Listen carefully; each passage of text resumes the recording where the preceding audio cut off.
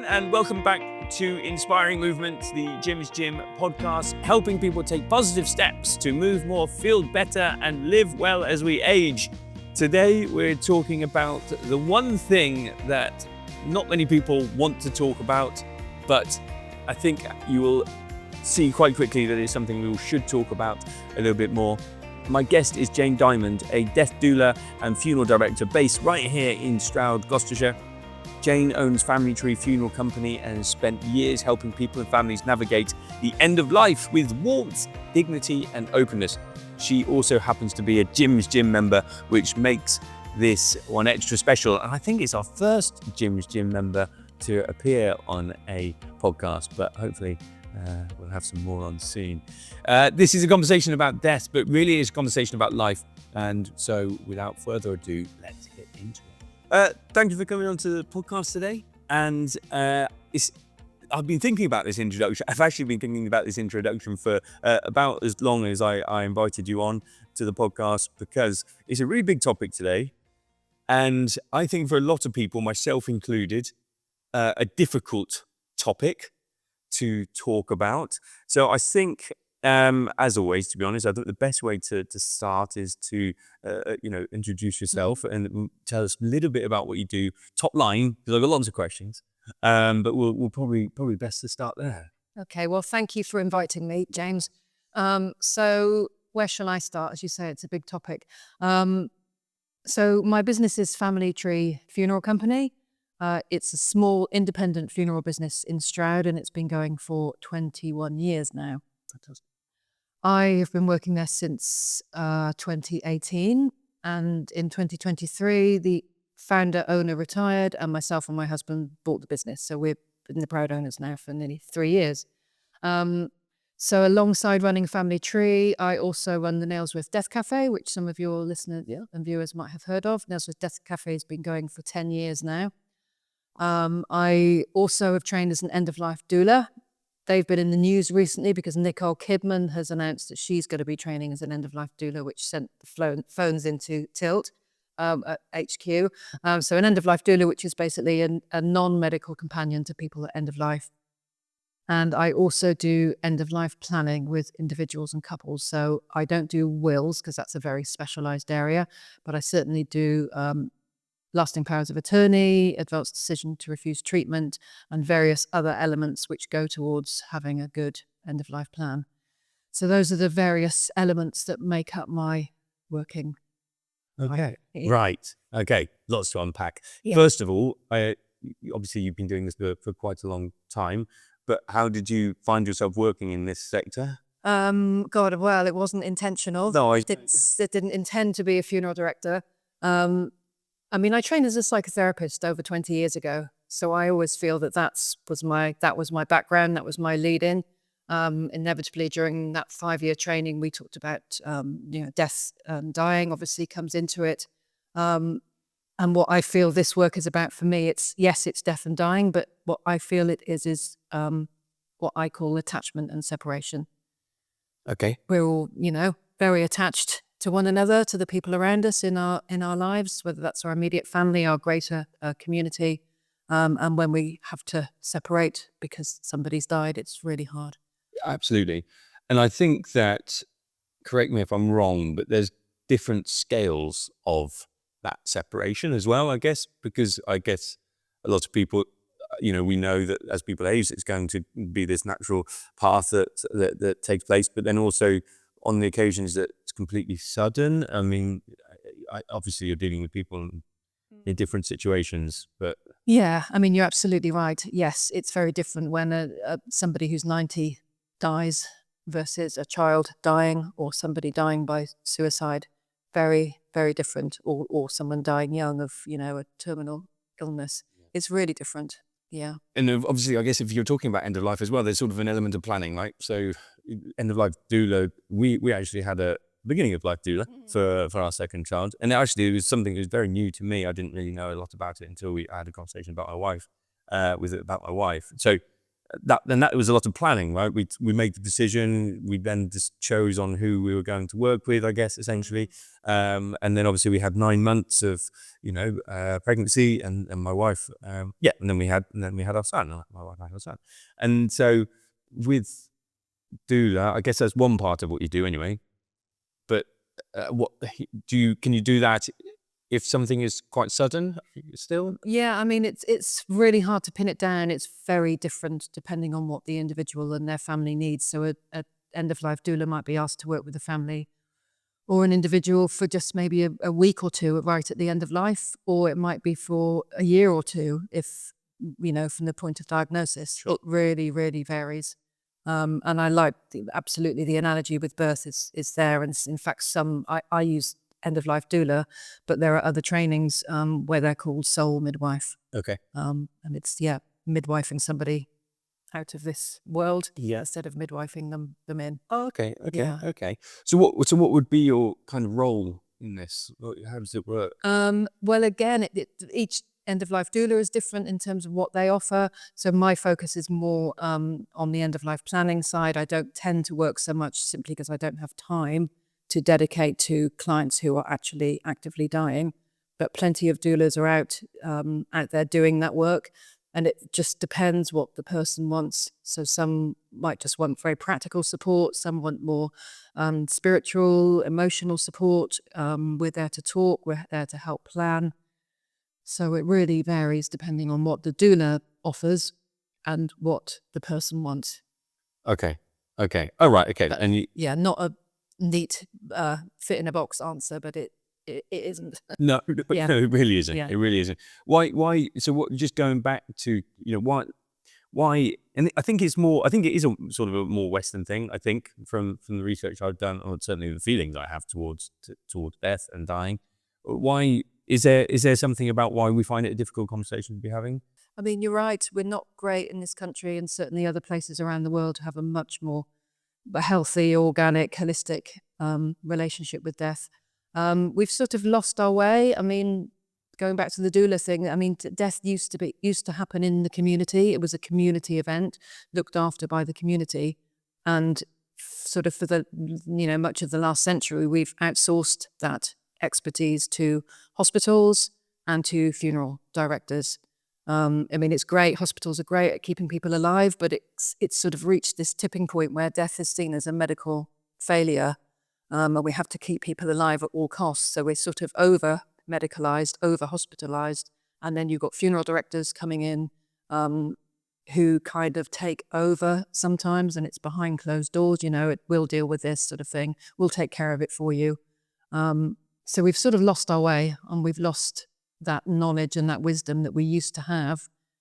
We've lost it, but thankfully it's coming back. So there are funeral companies now like mine, few others around the country who are not closing the door on the family and saying, this is your person that's died. You've been looking after them for weeks or months. Why would you stop looking after them just because they've died? So come, be with us, continue to help looking after them, be involved in the funeral arrangements. It's good to have difficulty. It's good to have friction. It's good to, have some stress in a way, because it's real and you're really still involved with your person. So when people are, what do we say to people about death? How should people reframe death? Is there a way of looking at it differently? You can sort of just easily shift your mind on it? Yeah, on small scale and large scale. So I'm not fully across this, but I'm pretty sure that the curriculum in schools, for example, is changing so that those lessons where they're doing sort of the PSHE, I think it is, I hope I've got that acronym right, where they're looking at, social things. They're bringing death into primary school now. So let's, talk about it. Because often for children, their first experience of death is a pet dying or a grandparent dying. So it's really great if primary and secondary education can start to normalize conversations around death, and then people in the school know how to happen when how to act when, your best mate's granddad has died. You've got a bit of confidence and a bit of knowledge about how to deal with that. So schools have a really important role. And then just, in the community, just not crossing the road. I know it's a cliche, but I have actually experienced that myself. literally someone crossing the road because they don't know what to say. So teach yourself, learn about it, go online, read about it. What do I say to somebody when someone has died? It's not hugely difficult. It's something we can really learn about. And you just, you say, I'm really sorry that this has happened. What can I do? This is such a difficult time for you. How can I help? Or, just being there. Yeah, it is kind of having to put yourself in the uncomfortable position. And like, it's one of those things where you, fortunately, I guess, or unfortunately, I don't know anymore, but we don't find ourselves in this situation all that often. So you don't often get that time to familiarize yourself with the uncomfortable. And that's what, how you do familiarize yourself with the uncomfortable is putting yourself out there. Exactly, yes.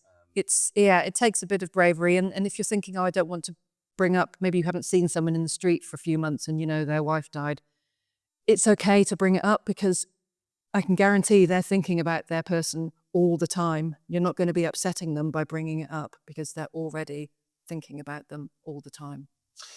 Yeah. Going back to what you just said about children, it comes into their lives quite early, whether they've had an experience with it or not. I'm just thinking about like experiences of my own son. Like he's gone through a phase of talking a lot about death, and I don't know where they get it from. I don't think that not that I've ever heard that they're doing it at his age at school yet, but there is it is something that kids know it happens, right? And I guess that's essentially quite peculiar. I've never even thought about it now. I don't really know where we go from there, but yes, we could go down quite a sort of an esoteric route, but we won't. I don't know. I just think children are closer to where they came from, and then we get into the middle and we get all neurotic and anxious, and then by the end of life maybe we're a bit more peaceful again because we're going off to wherever we came from. That might be one way of looking at it. So they're more connected. They've only just landed, so they're more connected to where they came from. It makes a lot of sense. Yeah, but that's just one way of looking at it. That's why I think for them it's, and I've done talks with children and they're not neurotic and anxious like we are as adults. They are very matter of fact. And, I remember doing a talk to the local Cubs, and they just came out with the best questions, just no hang-ups. Just, yeah. I am actually now feeling a little bit guilty inside that we've had these conversations with my son, and it's like, oh come on, you don't need to stop talking about that. Why you keep saying that?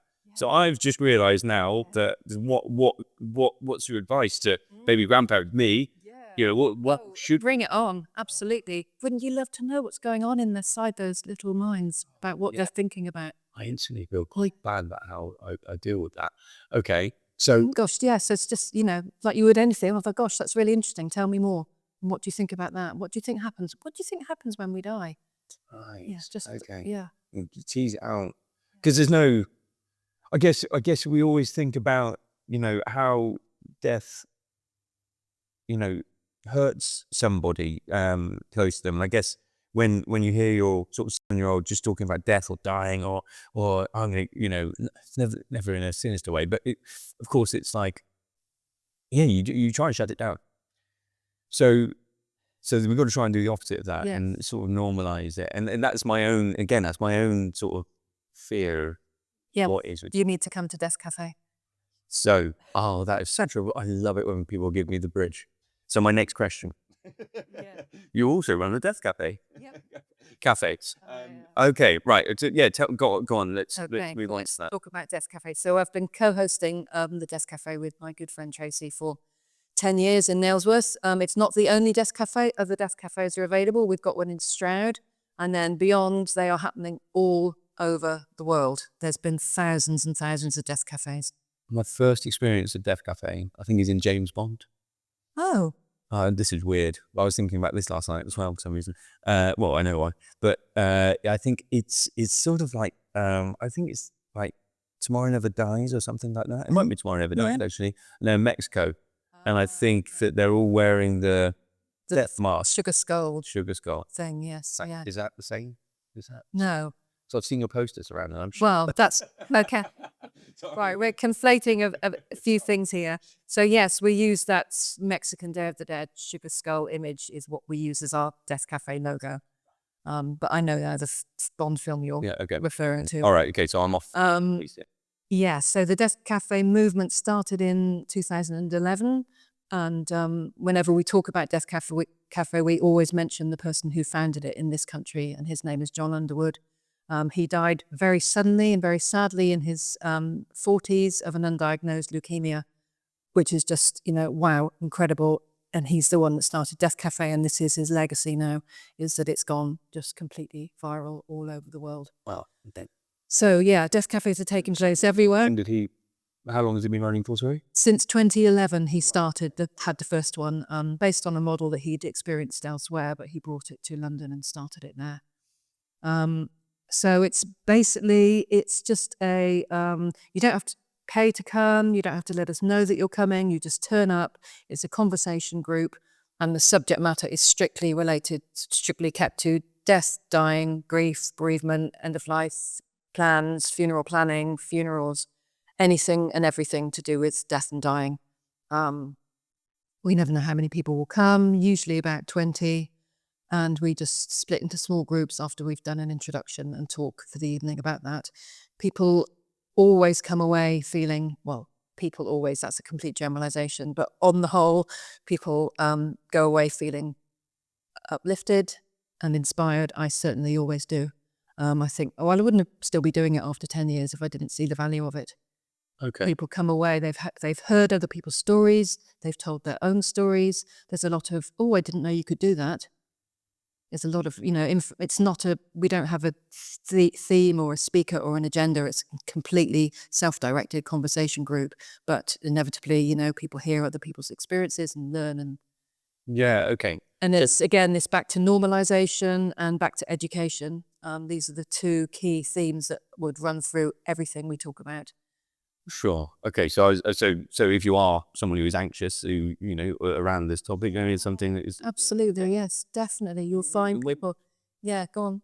I was going to say, when I've noticed a couple of times, you've got really excited about this. Yeah, well, I know the value of it. I've seen it over and over again at Death Cafe. I've seen it in my work. The difference it makes when people are involved and allowed to participate. Yeah, and we are talking to people that have dealt with this. It's not just about people learning about death. It's about people that are through bereavement, obviously. Yes, it can be. Yeah, you don't have to have had a bereavement. You can just be living your normal life, and you're curious. Quite often we have adult children who want to talk to their elderly parents, and their elderly parents don't want to talk to them, or elderly parents who want to talk to their adult children, and the adult children don't want to speak to them. Oh, Mum, what are you talking about? You've got ages to go yet. Just shutting them down. So we have people who come because their immediate family or their tribe of friends don't want to talk about it, and they're frustrated. So they can come to Death Cafe, and lo and behold, there's a whole room full of people who really want to talk about it. Yeah, okay. And is there a well, you mentioned a couple there. Is there a general theme that sort of people have same conversations? It's really and truly all sorts of things that come up. Yeah, all related to this topic. Okay. Yeah. And you say that, and they're running across the UK. Is there a directory? There is. Just go to deathcafe.com and you can click on find your nearest Death Cafe, I think. Okay. Yeah. Okay. And how often is the one? The one in Nailsworth here is on the last Wednesday of alternate months. Okay. So the next one is May, last Wednesday of May, and then July and September and so on. At the canteen? At the canteen in Nailsworth, yeah, who've been kindly hosting us for the whole 10 years. Nice. Okay. Really good. Okay. I mean, for you, before you went into this, what was your perception of death? I mean, that's a good. Do you know what? I am the youngest of 8 children. Right. So my mum and dad were, older when they had me. So I've been, as a small child, I can remember waiting for them to die and thinking, my mum and dad are going to die before everybody else's mums and dads. Yeah. And my peers at school. Okay. So I've had a sort of awareness of that for as long as I can remember. And sure enough, they did. What's the advice? Is there a guide? Is there things that people should be doing? Is there, I think, putting a plan in place, for example? What would you be advising people to? Well, first of all, I advise it for everybody. So people our age should also be doing their end of life planning. Okay. I sort of, say being good to go at any time, because things happen. Yeah. So if something happened to me next week and I died suddenly, everything is in place for my husband to know what to do. So yes, I would say absolutely anybody needs to do their end of life planning. What does that involve? So obviously having a will is the most important thing. Get that done. I can say more about that, but maybe we'll come back to it if we have time. Lasting power of attorney, which is if you lose capacity, it means you have nominated attorneys, people who you trust can act in your best interests. Advanced decision to refuse treatment. Again, if you've lost capacity, it's an opportunity for you to say now, while you've got capacity, certain treatments you'd like to refuse at the end of life. I suggest people become familiar with what normal dying looks like. Again, not something we're taught about at school. So that if you do find yourself at the bedside of somebody who's dying, you know what to expect. Again, just look online. It's really easy to find out, so that when things are happening, you go, yeah, I read about that. I know what that is. So familiarize yourself with that. I think it's good to have an idea of where you'd like to die and what you'd like those last days to be like. So a bit like with the birth doula, you have your preference that this is how I'd like the birth to be, but you go with what happens in the moment. So again, it's sort of saying what your preferences are around when you're actually coming to die. I have a document that I share with clients called How Your Life Runs. So again, it's from all the dry stuff: banks, building societies, pensions, car information, utilities, all of that stuff on that side, going all the way through to your gym membership and other affiliations that you've got. My husband, for example, he's my second husband. I've got friends that he's still never met. So if something happened to me next week, those people are on a list, names and numbers, and he would be able to contact them. Yeah, so it's all there, and I look at it once or twice a year, update it, all my passwords to all my accounts. We've got so many accounts online now, all written down. I'm old school, I have it on paper on my desk, but lots of people use password protectors and that kind of thing. And then of course your funeral wishes, and the beauty of doing those is you do them now. Again, you look at them once or twice a year and you update them and change them as time goes by, but there's something that's in place straight away. So it is quite a lot, but you can kind of do it in bite-sized. You can do it in bite-sized chunks, yes. One of the things, sorry. I was just going to add there, but if you are looking after somebody who has, or somebody has been given a terminal diagnosis, or you're looking after elderly parents, I really advise you research your funeral director before you actually need them. And it's really nice for us when people do that. They phone up, they say, my mum's been told this, or I've been told that. And then we know who they are and they know who we are, so that when they do actually need us a few months down the line, they pick the phone up. We're not strangers to one another, and a connection has already been made. It makes a real difference. Yeah. So please do your research. Not all funeral directors are the same. So please have a look online and the right one for you that's willing to communicate with you and be fully transparent. Okay. I think just jumping back a bit to preparing documents, I know that it's a difficult conversation for people to have, in fact, to get organised. Have you got advice on how to approach? I know it's a case by case. Yes. Scenario. Well, what I would say, case by case, yes, but boy, do people procrastinate like mad around this. I know we all do with different things, but people really, really put off doing this. I used to run workshops doing this over a weekend, and people would get really enthusiastic and I'm going to do it. And then Monday morning comes around and they kind of forget what they've done and nothing happens. So I've stopped doing that. And now I just work with individuals and couples. The idea being that I'm just there to hold their hand, and nothing like a bit of accountability and a bit of homework. So, in a session, they might say, okay, by this time next month, or let's make another appointment for 6 weeks' time, and I'm going to have done this and this. Why is that? I mean, is it simply, do we think that it's never going to happen to us? Yeah, bit of that, definitely. Yep. Yeah, it's not urgent. It's not urgent. It's not happening right now. No. But once it's done, and then you just tweak it. So it's a bit of work now.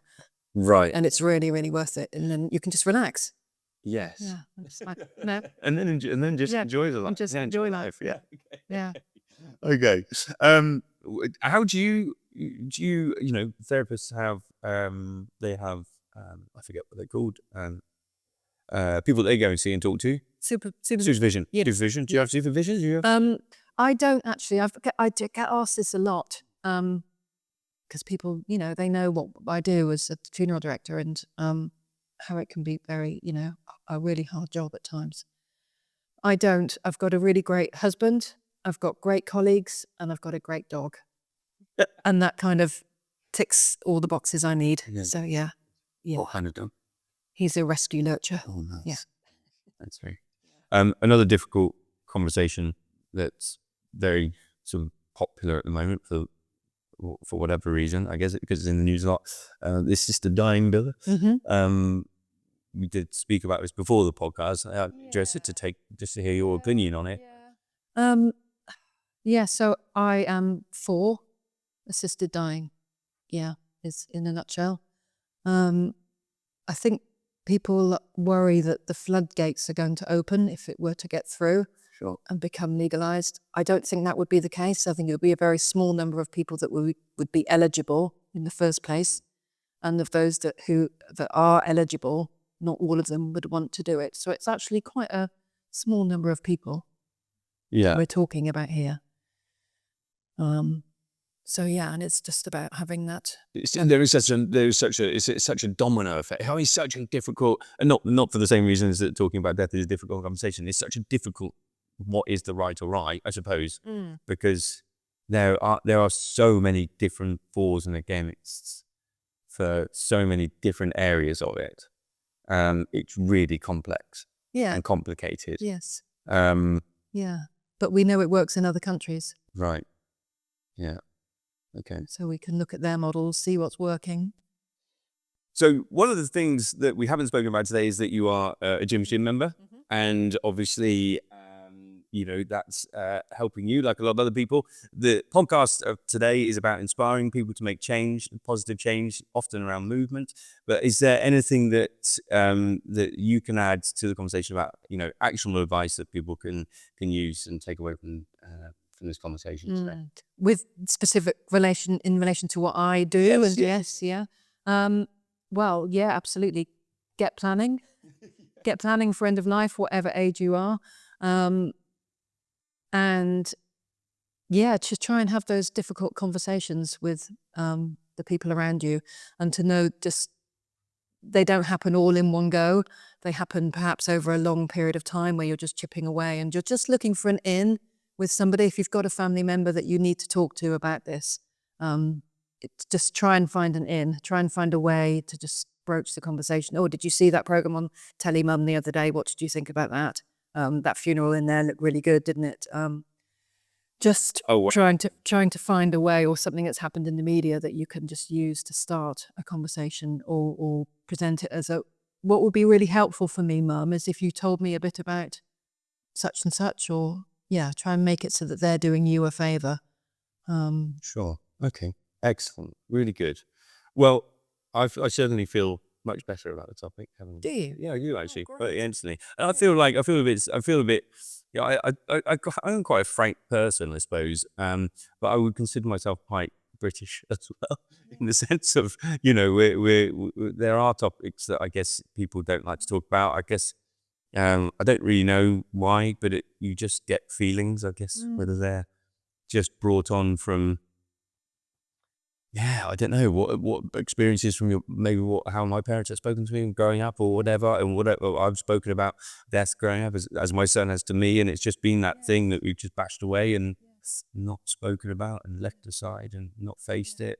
It would be really good for you to unpack that. Yeah. Oh gosh. Okay.